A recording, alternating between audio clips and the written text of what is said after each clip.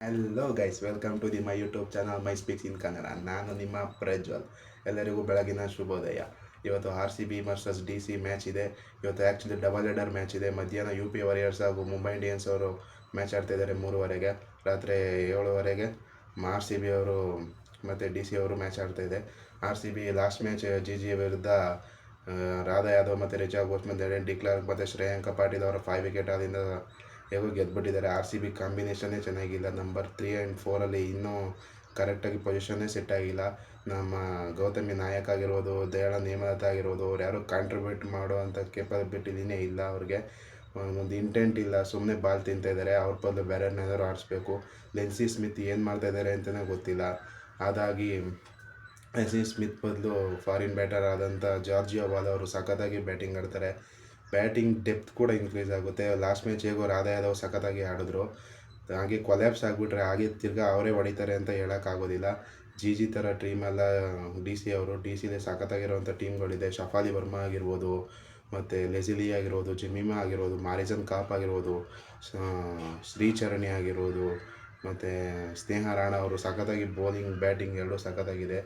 RCB ಅವರು last match ಸಖತ್ catch ಡ್ರಾಪ್ಗಳು ಮಾಡಿದ್ರು. ಕ್ಯಾಚ್ ಡ್ರಾಪ್ ಮಾಡೋದ್ರಿಂದ ಹೌದು, ಒಳ್ಳೆ ಕ್ಯಾಚ್ಗಳು ಕೂಡ ಹಿಡಿದ್ರು. ಅರುಂಧತಿ ರೆಡ್ಡಿ ಅವರು ಕೂಡ ಕಾಟನ್ ಬಾಲ್ ಸಖತ್ತಾಗಿ ಕ್ಯಾಚ್ ಹಿಡಿದ್ರು.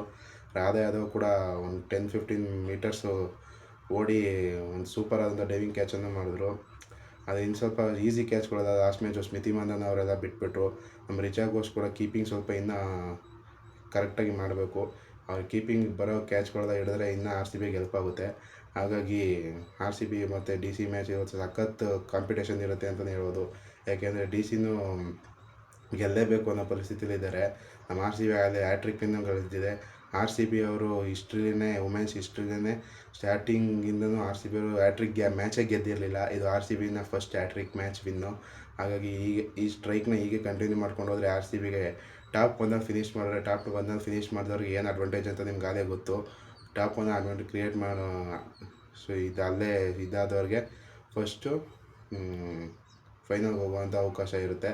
ಹಾಗಾಗಿ ಟಾಪ್ 3 2 ಮತ್ತು 3 ಅವ್ರಿಗೆ ಸ್ವಲ್ಪ ಎಲಿಮಿನೇಟರ್ ಆಡಿ ಆಮೇಲೆ ಫೈನಲ್ಗೆ ಬರಬೇಕಾಗುತ್ತೆ. ಫೈನಲ್ಗೆ ಬಂದುಬಿಟ್ಟು ಅಲ್ಲಿ ಫೈನಲ್ ಗೆಲ್ಲಬೇಕಾಗುತ್ತೆ. ಆದರೆ ಟಾಪ್ 1 ಫಿನಿಷ್ ಮಾಡಿದವ್ರಿಗೆ ಡೈರೆಕ್ಟು ಎಂಟ್ರಿ ಆಗುತ್ತೆ ಫೈನಲ್ಗೆ. ಹಾಗಾಗಿ RCB ಟಾಪಲ್ಲಿ ಉಳ್ಕೊಳ್ಳೋದು ತುಂಬ ಮುಖ್ಯ. DC ಕೂಡ ಒಳ್ಳೆ ಟೀಮು, ಸಖತ್ತಾಗಿದೆ. ಆದರೆ ಅವ್ರ ಕಾಂಬಿನೇಷನ್ ಸೆಟ್ ಆಗಿಲ್ಲ. ನಮ್ಮ RCBನೇ ಹೌದು 3 ಮ್ಯಾಚಾಗಿ ಹ್ಯಾಟ್ರಿಕಾಗಿ ಗೆದ್ದಿದ್ದಾರೆ. ಆದರೂ ಸ್ವಲ್ಪ ಕುಂದುಕೊರತೆಗಳಿಂದ ಬೇಜಾನಿದೆ. ಇನ್ನು ಲೆನ್ಸಿ ಸ್ಮಿತ್ನ ಚೇಂಜ್ ಮಾಡಲೇಬೇಕು. ಈ ಮ್ಯಾಚ್ ಆದರೂ ಚೇಂಜ್ ಮಾಡ್ತಾರಾ ಇಲ್ವೋ ಗೊತ್ತಿಲ್ಲ. ಆದರೆ ಜಾರ್ಜಿ ವಾಲ್ ಅಂತ ತಂದರೆ ಒಳ್ಳೆ batting, striker of the bat, ಸಖತ್ತಾಗಿ ಆಡ್ತಾರೆ. 5 ಜನ ಬೌಲಿಂಗ್ ಮಾಡಿಸ್ಲೇಬೇಕು ಅಂತ ಇವರು RCB ಅವರು ಪಣ ತೊಟ್ಬಿಟ್ಟಿದ್ದಾರೆ ಅನಿಸ್ತೈತೆ.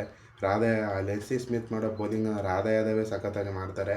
ರಾಧಾ ಯಾದವ್ ಕೈಯಲ್ಲೇ 4 ಓವರ್ಸ್ ಮಾಡಿಸ್ಕೊಳ್ಳಿದ್ದಾರೆ. 2 ಓವರ್ ರಾಧಾ ಅವ್ರ ಕೈಯಲ್ಲಿ ಮಾಡಿಸಿ ಗ್ರೇಸ್ ಹ್ಯಾರಿಸೇ ಕೂಡ ಆಫ್ ಸ್ಪಿನ್ ಮಾಡ್ತಾರೆ. ಗ್ರೇಸ್ ಹ್ಯಾರಿಸ್ ಕೈಯಲ್ಲಿ 2 ಓವರ್ ಆಫ್ ಸ್ಪಿನ್ ಮಾಡಿಸಿದ್ರೆ ಬಹುದಾಯಿತು. ಇನ್ನೊಬ್ಬ ಫಾರಿನ್ ಬ್ಯಾಟರ್ನ ಕರ್ಕೊಬರ್ಬೋದು. ಮತ್ತು ದಯಾಳ ನೇಮಲತಾ ಬದಲು ಪ್ರೇಮ ರಾವತ್ ಅಂತಿದ್ದಾರೆ. ಪ್ರೇಮ ರಾವತ್ ಲೆಗ್ ಬ್ರೇಕ್ ಬೌಲರು. ಮೊನ್ನೆ ಒಂದು ಯಾವುದೋ ಮ್ಯಾಚ್ ಸಖತ್ತಾಗಿ 4ಗಳೆಲ್ಲ ಹೊಡಿತಾರೆ. ಬ್ಯಾಟಿಂಗಲ್ಲೂ ಕಾಂಟ್ರಿಬ್ಯೂಟ್ ಮಾಡ್ತಾರೆ ಪ್ರೇಮ ರಾವತ್ ಅವರು. ಇವೆರಡು ಚೇಂಜ್ ಮಾಡಿದ್ರೆ RCBಗೆ ಇನ್ನೂ ಒಳ್ಳೆಯದು. ಹಾಗಾಗಿ DC ವರ್ಸಸ್ RCB ಮ್ಯಾಚ್ನ ಪ್ರಿವ್ಯೂಲಿ RCB ಗೆಲ್ತಾರೆ ಅಂತ ಹೇಳ್ತೀನಿ.